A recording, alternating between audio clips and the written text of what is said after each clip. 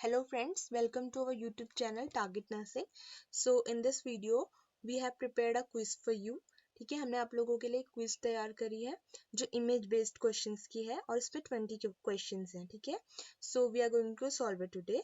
सो आप लोग इस क्विज के क्वेश्चंस को साथ साथ सॉल्व करते रहना. मैं आपको हर क्वेश्चंस के आंसर के डिस्क्रिप्शन भी दूंगी कि इसका ये आंसर है तो क्यों है. ठीक है, and a PDF of this quiz will be going to upload in the description box. ठीक है, the link will be in description box.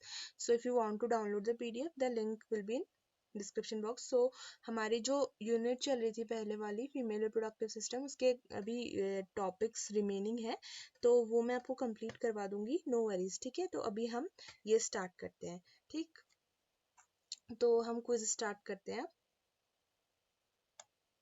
सो यहाँ पर को देखो 20 क्वेश्चंस है पूरे.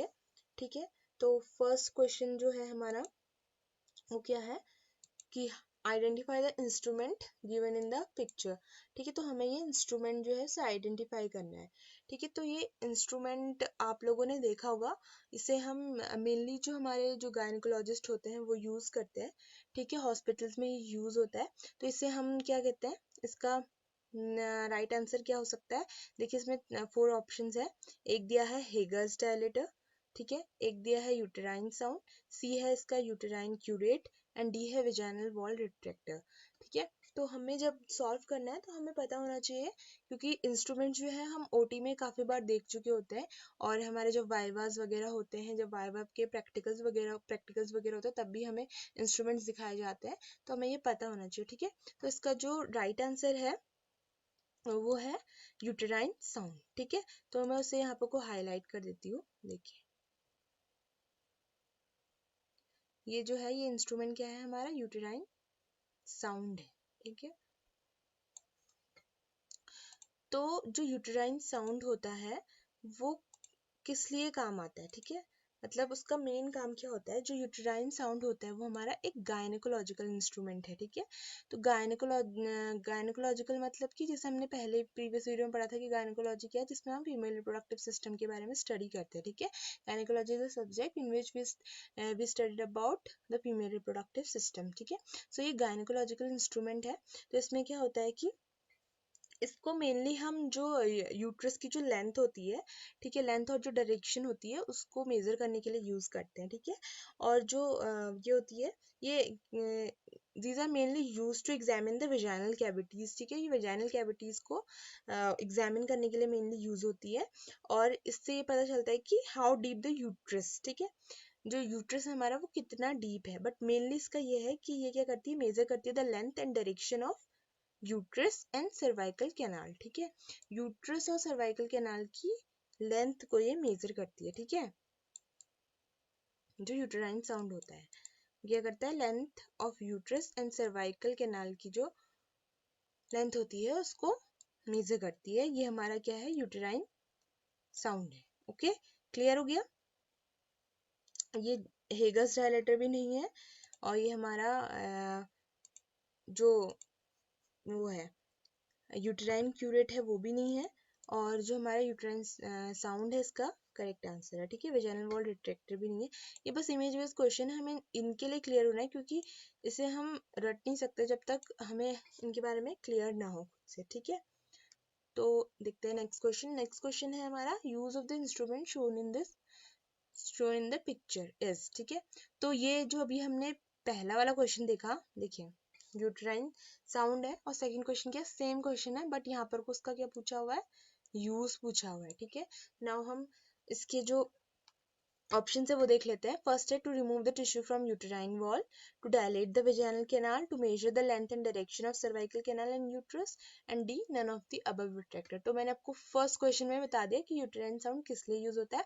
तो यहाँ इसका जो राइट आंसर है वो क्या होगा, इसका राइट आंसर क्या होगा, ये है to measure the length and direction of cervical canal and uterus. ठीक है, ये हमने पहले ही पढ़ लिया है तो इसमें कोई वैसा नहीं है. ठीक है, इसके बाद तीसरा क्वेश्चन देखते हैं. इसमें है identify the instrument shown in the image. ठीक है, तो ये जो है ये तो आपने पक्का देखा होगा. अगर आप कोई हॉस्पिटल में गए हैं, डिलीवरी आपने देखी है, तो वहां पर कोई ये इंस्ट्रूमेंट ज्यादा से ज्यादा यूज होता है, ठीक है। तो ये जो है, देखो इसके ऑप्शन देख लेते हैं। फर्स्ट जो है इसमें ए ऑप्शन है इसका ओवम फोर्सेप, बी है टिश्यू फोर्सेप, सी है एलिगेटर फोर्सेप, डी है बायोप्सी फोर्सेप, ठीक है। तो जो इसका राइट आंसर है वो है ओवम फोर्सेप, ठीक है। ओवम फोर्सेप इसका क्या है, राइट आंसर है, ये ओवम फोर्सेप है, ओके। अब ये ओवम फोर्सेप है तो हमें इसका पता कैसे चलेगा कि ये ओवम फोर्सेप है, ठीक है। इसके आगे से जो ये ऐसे स्पून जैसे बने होते हैं, ठीक है, ये इसका मेन साइन होता है कि ये ओवम फोर्सेप है। हम इसको कहीं पर भी बहुत सारे इंस्ट्रूमेंट में पहचान सकते हैं, ठीक है। अब जो ओवम फोर्सेप होती है इसका दूसरा नाम क्या होता है, एक तो हम इसको बोलते हैं, एक तो हम इसको क्या बोलते हैं, हीमोस्टेट बोलते हैं, ठीक है। हम इसको बोलते हैं हीमोस्टेट,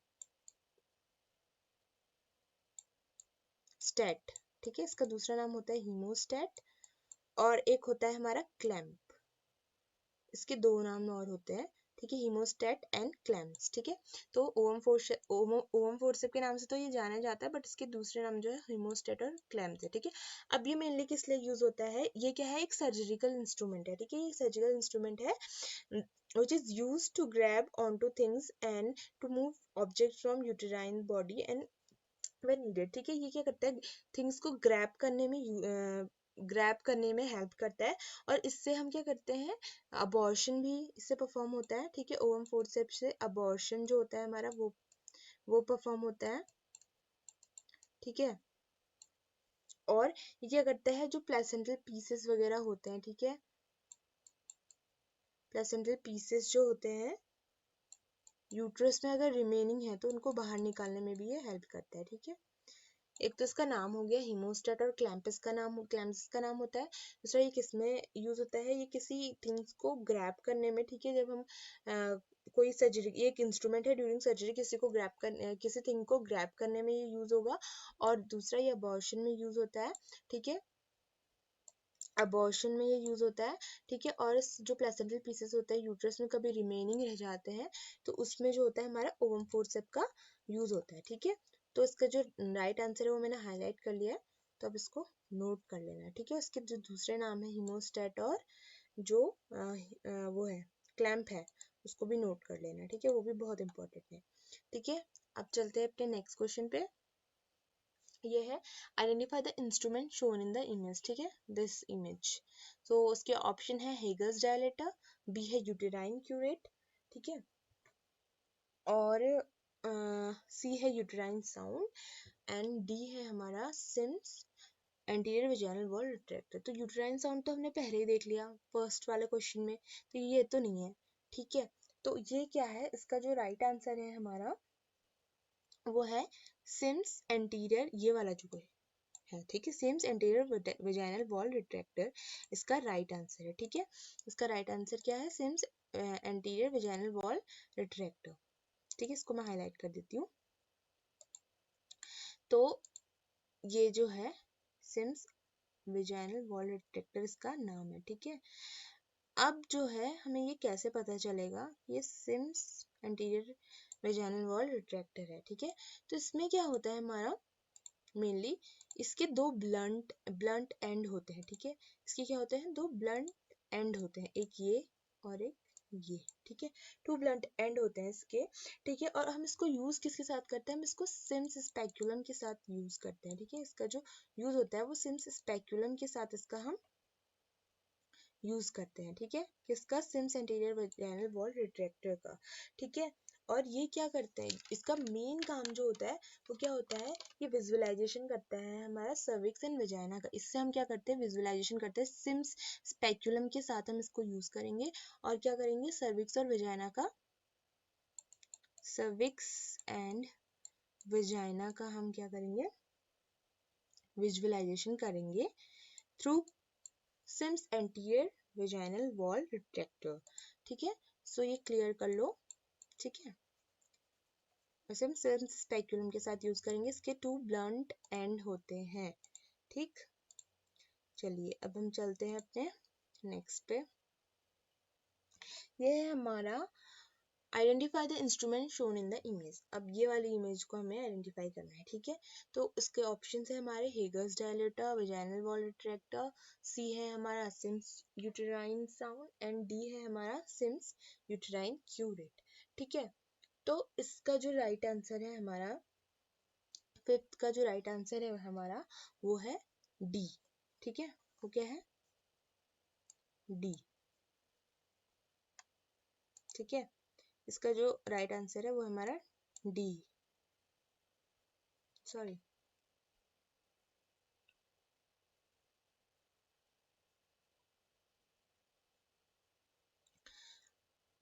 हम ये वाले क्वेश्चन पे थे ना, हाँ ये वाले क्वेश्चन आएगा पहले, ठीक है। Identify the instrument shown in the image, ठीक है, वो आगे हो गया था। तो ये जो है हमारा, ठीक है, इसमें है हेगर्स डायलेटर ए, बी है हमारा वेजाइनल वॉल रिट्रैक्टर, और सी है हमारा सिम्स यूटेराइन साउंड, डी है हमारा यूटेराइन क्यूब्रेट, ठीक है। तो जो फिफ्थ का जो आंसर है वो है हमारा डी। ये क्या है हमारा? सिम्स यूटेराइन क्यूरेट है, ठीक है। क्या है? Sims uterine curette. ये देखो मैं इसको हाईलाइट कर देती हूँ। सिम्स यूटेराइन क्यूरेट इस इंस्ट्रूमेंट का नाम है, ठीक है। अब क्या है कि इसका यूज कहाँ होता है? सिम्स यूटेराइन क्यूरेट का यूज कहाँ होता है, ठीक है। ये जो होता है ये यूज होता है हमारा एंडोमेट्रियल लाइनिंग ऑफ यूट्रस जो होती है उसको रिमूव करने में, ठीक है। जो एंडोमेट्रियल लाइनिंग होती है हमारी यूट्रस की, उसको रिमूव करने में हम सिम्स यूटेराइन क्यूरेट का यूज करते हैं। अब Sims uterine curette endometrial lining को रिमूव करने में तो यूज करते हैं, लेकिन हम एंडोमेट्रियल लाइन को रिमूव क्यों कर रहे हैं, लाइनिंग को रिमूव क्यों करने हैं? फॉर डायग्नोस्टिक पर्पज के लिए। अगर हमें एंडोमेट्रियल वॉल का कोई डायग्नोसिस करना है, ठीक है, कोई डिजीज के लिए डिजीज फाइंड आउट करनी है, तो डायग्नोस्टिक पर्पज के लिए हो जाता है, ठीक है। और थेरापेटिक पर्पज के लिए भी होता है, ठीक है, कि उस वॉल में कोई परेशानी है, ठीक है, कोई डिजीज है, तो थेरापेटिक पर्पस के लिए भी इसका यूज होता है, ठीक है। और इसका यूज हम कब करते हैं? एक तो हम इसका यूज करते हैं यूटेराइन बायोप्सी में, ठीक है, और डीएनसी में इसका यूज होता है, डायलिटेशन एंड क्यूरेटेज में, ठीक है, डायलिटेशन एंड इवैक्यूएशन में इसका यूज होता है, ठीक है, सिंस यूटेराइन क्यूरेट का। और जब इनकम्प्लीट प्लासेंटल डिलीवरी होती है तब भी हम सिम्स यूटेराइन क्यूरेट को यूज करते हैं, ठीक है। मेनली इसका काम ये क्या है कि ये जो एंडोमेट्रियल लाइनिंग है उसको रिमूव करने में हेल्प करता है। अब एंडोमेट्रियल लाइनिंग किस लिए हम रिमूव करें? डायग्नोसिस पर्पज के लिए और थेरेपेटिक पर्पज के लिए यूज कर रहे हैं। और इसका जो यूज होता है डीएनसी में यूज होता है, और डायलिटेशन एंड इवैक्यूएशन में यूज होता है, यूटेराइन बायोप्सी में इसका यूज होता है, और कोई इनकम्प्लीट प्लासेंटल डिलीवरी हुई है तो उसके बाद भी हम इसका यूज करते हैं, ठीक है। तो ये क्या था हमारा? सिम्स यूटेराइन क्यूरेट था, ठीक है। ये था हमारा सिम्स यूटेराइन क्यूरेट, ठीक है। अब हम जाते हैं अपने नेक्स्ट क्वेश्चन पे, ठीक है। ये है the instrument given in the picture is used for. अब जो पहले वाला क्वेश्चन था वो सेम यही था कि आइडेंटिफाई करना था इंस्ट्रूमेंट को। अभी वाला क्या है कि इसका हमें यूज फॉर बताना है, मतलब कि ये यूज किस लिए हो रहा है, ठीक है। तो हमें इसका यूज बताना है, ठीक है। यूज फॉर तो मैंने आपको पहले ही बता दिया कि क्या कहते हैं ये, सॉरी यहाँ पर कोई ये नहीं है, ठीक है, ये मैंने वो वाला डी समझा था उस टाइम पे, कंफ्यूज हो गया था, डी नहीं है यहाँ पर को, ठीक है। तो मैंने आपको पहले ही उसमें बता दिया कि जो हमारा क्या है सिम्स यूटेराइन क्यूरेट है वो किस लिए यूज होता है, ठीक है। तो इसमें क्या है, removing the tissue from the lining of uterus बताया था मैंने आपको, डीएनसी प्रोसीजर के लिए both A and B and none of the above. तो इसका ऑब्वियसली आंसर क्या है हमारा? बोथ ए एंड बी इसका आंसर है, ठीक है। और एक्सप्लेनेशन आपको इसका मिल चुका है, आई होप आपको समझ में आ गया हो, ठीक है। This one is the correct answer, okay. So let's move to the second question.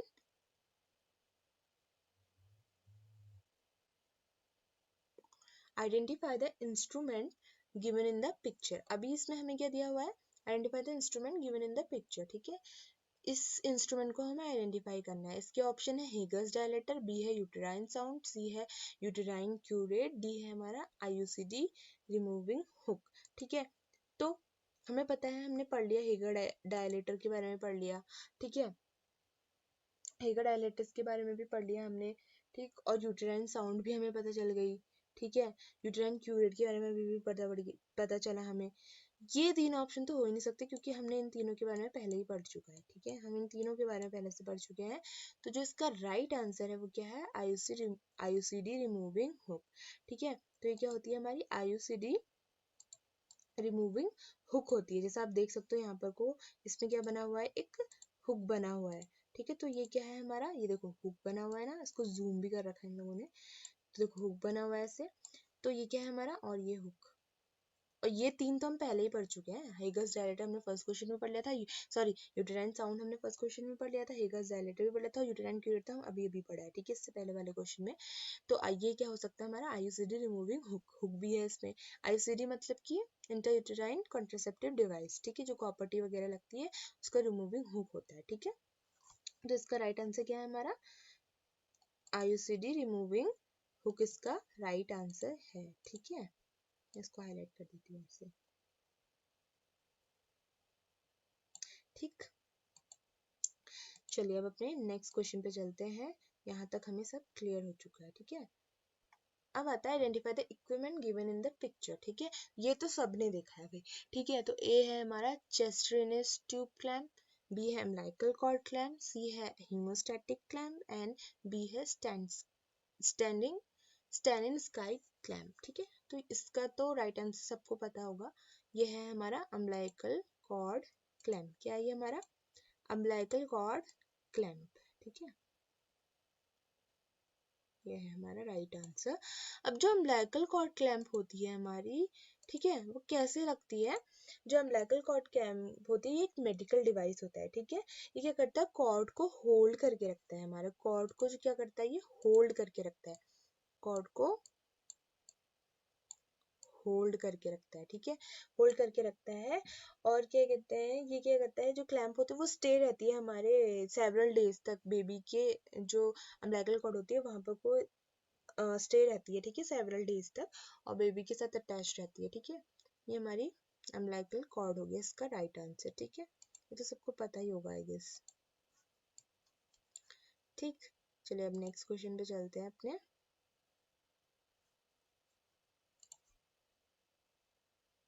Next question है हमारा identify the equipment given in the picture. तो हमें अब ये वाले जो दिए हुए हैं डायग्राम जो दिया हुआ है, इक्विपमेंट जो दिए हुए हैं, इनको फाइंड आउट करना है कि क्या है, ठीक है। तो हेगल्स डायलेटर हम पढ़ चुके हैं पहले ही, ठीक है, सॉरी जो सॉरी हेगल्स डायलेटर के बारे में हमने नहीं पढ़ा, यूटेराइन साउंड के बारे में हम पहले ही पढ़ चुके हैं, ठीक है, यूटेराइन क्यूरेट के बारे में पढ़ चुके हैं, और वेजाइनल वॉल रिट्रैक्टर के बारे में पढ़ चुके हैं। तो ये तीन तो ऑप्शन हो ही नहीं सकते, तो इसका राइट ऑप्शन क्या होगा, इसका जो राइट ऑप्शन होगा वो है हेगल्स डायलेटर, ठीक है। तो ये है हमारे हेगल्स डायलेटर, ठीक है, हेगल्स डायलेटर, इन्हें हम क्या कहते हैं, हेगल्स डायलेटर कहते हैं। और जो ये हेगल्स डायलेटर होते हैं उनका क्या वर्क होता है, ठीक है, जो हेगल्स डायलेटर होते हैं उनका वर्क ये होता है कि ये सर्वाइकल डायलिटेशन करने में हेल्प करते हैं, ठीक है, उनके साइज भी अलग अलग होते हैं, ठीक है, सर्वाइकल डायलिटेशन में ये हेल्प करते हैं, सर्वाइकल डायलिटेशन में ये हेल्प करते हैं, ठीक है। और मतलब कि मेनली जो करते हैं ओपन करते हैं हमारे सर्विक्स को, ठीक है, मेन काम इसका यही है, हमारे यूट्राइन साउंड को, उनका साइज भी डिफरेंट डिफरेंट होता है, ठीक है। अब आता है, ये हो गया हमारा हेगल्स डायलेटर, ठीक है। तो ये जो इंस्ट्रूमेंट है ये हम कॉलेज में भी देख चुके हैं, ठीक है, लैब्स वगैरह में रखे रहते हैं, और जो हमारे वो हैं हॉस्पिटल्स हैं उनमें तो ये रहते ही रहते हैं, ठीक है। तो नेक्स्ट क्वेश्चन पे चलते हैं, ये identify the equipment given in the pictures, ठीक है, पिक्चर। तो ये वाला जो इंस्ट्रूमेंट हमें दिख रहा है इसको हमें आइडेंटिफाई करना है, ठीक है। इसके ऑप्शन दिया है, हेगल्स डायलेटर हो ही नहीं सकता, अभी पढ़ा है, सिम्पसन रिट्रैक्टर, ठीक है, Simpson perforator, vaginal wall retractor. तो हेगल्स डायलेटर अभी भी पढ़ा है, वेजाइनल वॉल रिट्रैक्टर हमने पहले ही पढ़ा है। अब जो है सिम्पसन रिट्रैक्टर या सिम्पसन परफोरेटर में से एक हो सकता है, तो इसका जो राइट आंसर है वो है सिम्पसन परफोरेटर, ठीक है, इसका जो राइट आंसर है वो है सिम्पसन परफोरेटर। अब जो सिम्पसन परफोरेटर होता है वो क्या होता है, ठीक है, जो सिम्पसन परफोरेटर होता है उसके बारे में अब हम पढ़ेंगे कि सिम्पसन परफोरेटर मेनली क्या चीज़ है, ठीक है। तो जो सिम्पसन परफोरेटर होता है इसको हम कब यूज़ करते हैं, जो जब फिटस को हम रिमूव करते हैं, ठीक है, जब हम फिटस को रिमूव करते हैं, ठीक है, फिटस को जब हम रिमूव करते हैं तो उस टाइम पे क्या होता है, जो यूज टू रिमूव फिटस और to perforate fetal skull in an arrested labour where mother life is. तो हम इसका यूज कब करते हैं, जब हमारा अरेस्टेड लेबर है, ठीक है, लेबर जो है वो अरेस्टेड है और जब हमारी मदर की लाइफ जो है वो डेंजर में है, तब हम क्या करते हैं, इस सिम्पसन परफोरेटर का यूज करते हैं, ठीक है।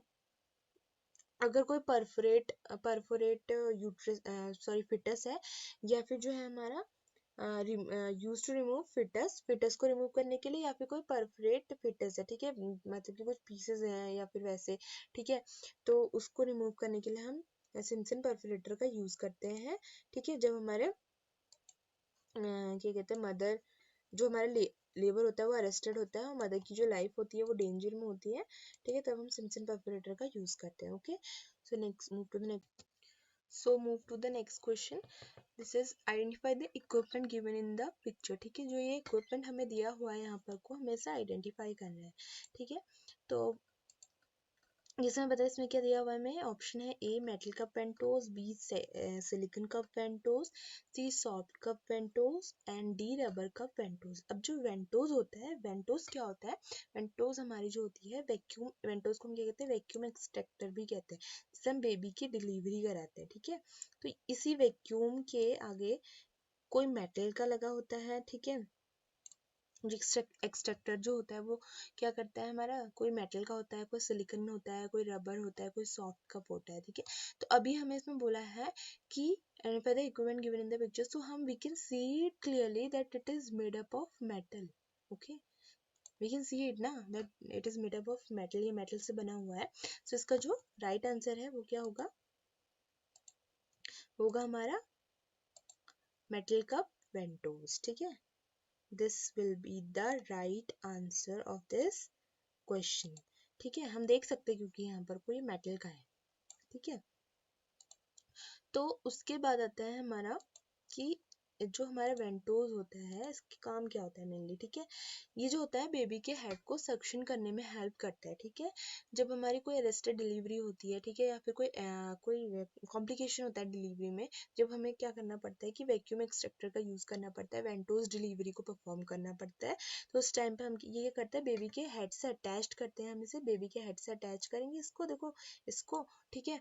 और फिर वो क्या करेगा, उसको बेबी के हेड को ये कहते हैं रिमूव आउट करने में हेल्प करेगा, ठीक है।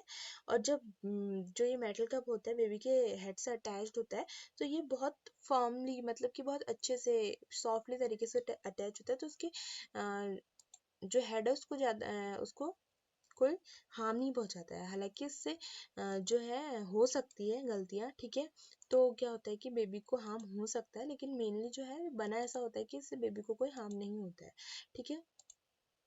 तो अब आते हैं हम अपने नेक्स्ट क्वेश्चन पे, ठीक है।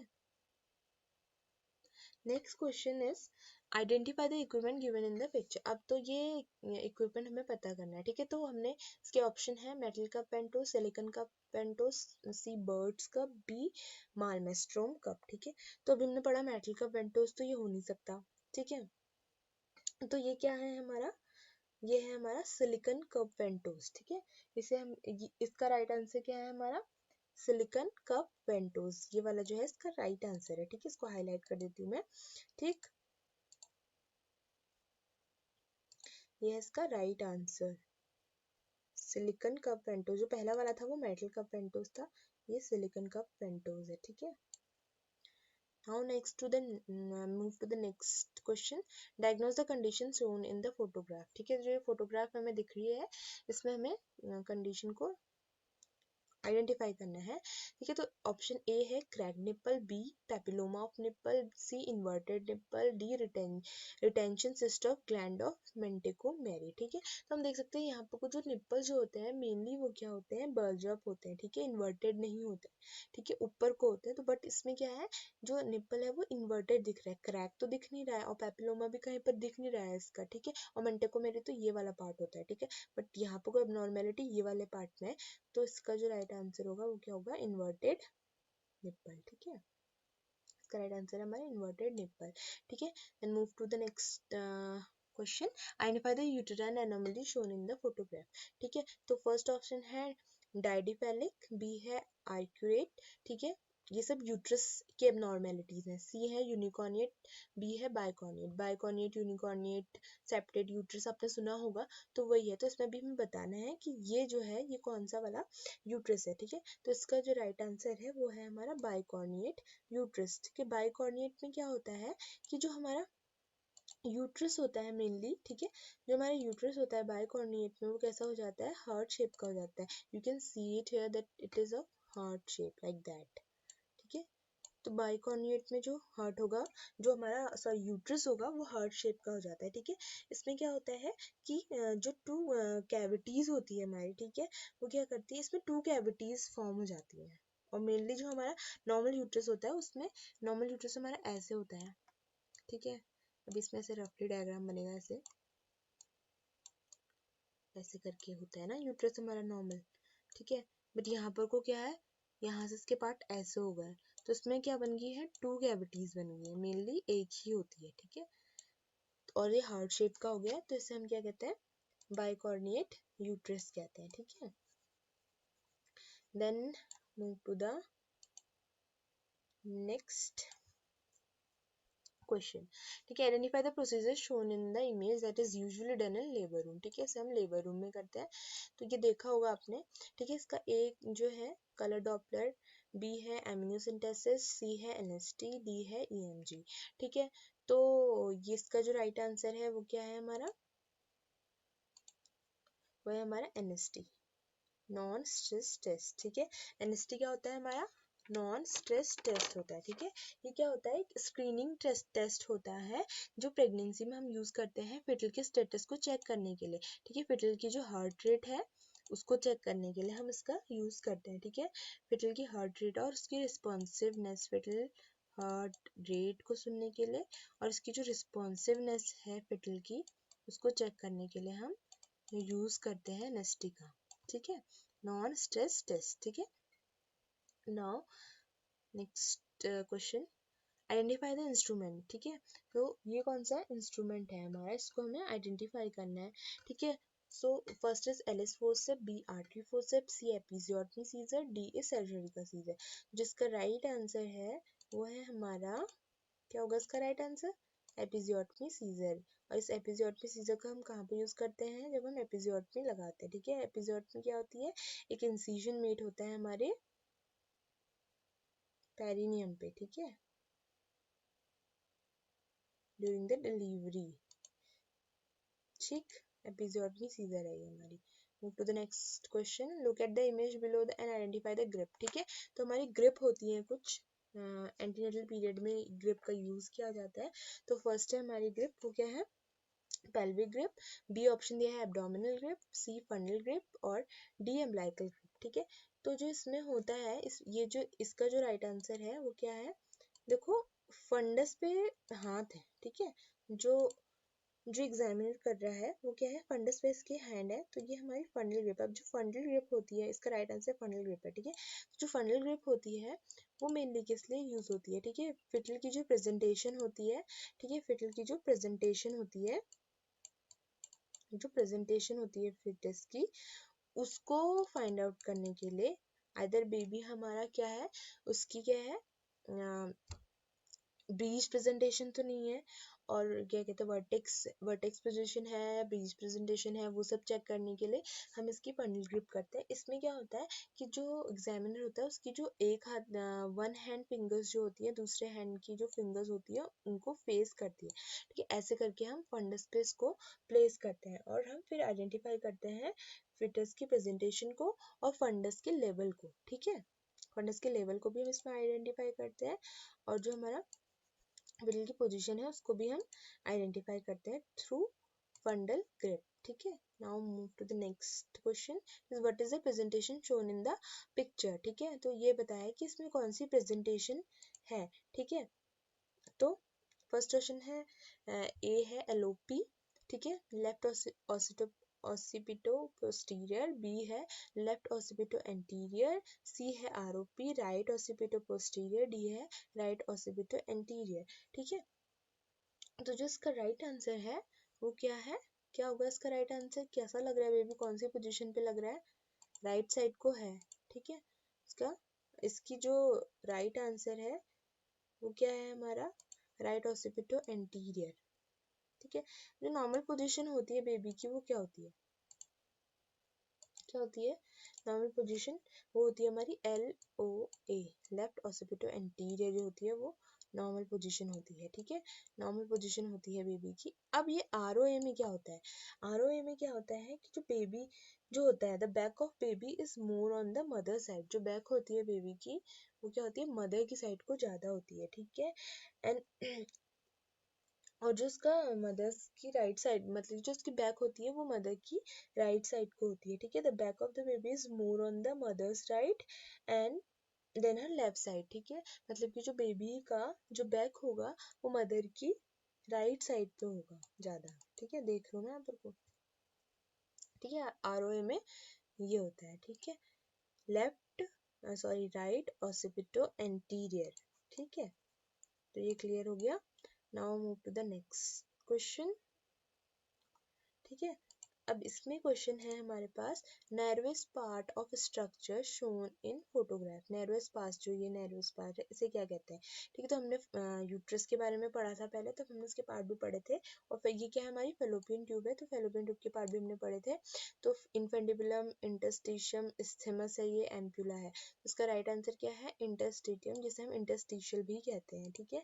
इस पार्ट को हम क्या कहते हैं ये हमने पहले पढ़ चुके हैं हम इसको, ठीक है। जिसका जो राइट आंसर है वो क्या है इंटरस्टिटियम जो है वो इसका राइट आंसर है, ठीक है। क्योंकि ये क्या है नर्वस पार्ट है और ये हमें यहाँ पे को एरो में दिखाया भी है, ठीक है। So we have completed our 20 question series. I hope आप लोगों को समझ में आया हो ये सब, ठीक है। मैंने एक्सप्लेनेशन भी करा है एक एक क्वेश्चन का आंसर का, ठीक है। तो this is all for today, okay. Now so friends this is all for today and let me know in the comment box कि आप लोगों को ये इसमें से कितने क्वेश्चंस आते थे और कितने क्वेश्चंस आपके लिए नए थे, ठीक है। और आप चाहते हैं अगर कोई मैं ऐसे क्विज बनाऊं तो उसको कमेंट बॉक्स में आप कमेंट करिए, ठीक है। And in next video we are going to provide you a next image based quiz, ठीक है। And please before going please like share and subscribe my channel, ठीक है। and let me know the feedback of this quiz so that I can make more image based questions or I can make the image based questions, not only image based question मैं आपके लिए वैसे भी quiz तैयार करूंगी, तो आप लोग अपने घर बैठे प्रिपरेशन कर सकते हैं। और जो इंपॉर्टेंट क्वेश्चंस है जो एम्स में और अदर नर्सिंग एग्जाम्स में हमें मिलते हैं नॉर्मली, उनको भी मैं इसमें इंक्लूड करूंगी, ठीक है। जो रिसेंटली आए हुए हैं वो सारे क्वेश्चंस इंक्लूड होंगे, तो जो स्टूडेंट्स घर पर हैं जो अपनी तैयारी कर रहे हैं वो इससे प्रिपेयर करें। हम जो हमारे जितनी भी क्विज होंगे उनके लिंक हम आपको डिस्क्रिप्शन बॉक्स में दे देंगे और आप उससे डाउनलोड करके आप खुद चेक करिए कि आपको कितने क्वेश्चंस आते हैं, ठीक है। और नेक्स्ट पार्ट में पार्ट सेकंड में हम दूसरी ऐसे ही हम एक क्विज लेकर आने वाले हैं, ठीक है। उस टाइम पे आपको उसका आंसर देना है और फिर उसको सबमिट करना है कि आपको कितने आंसर्स आते थे, ठीक है। So this is for all today and thank you, please like share and subscribe my channel, thank you so much.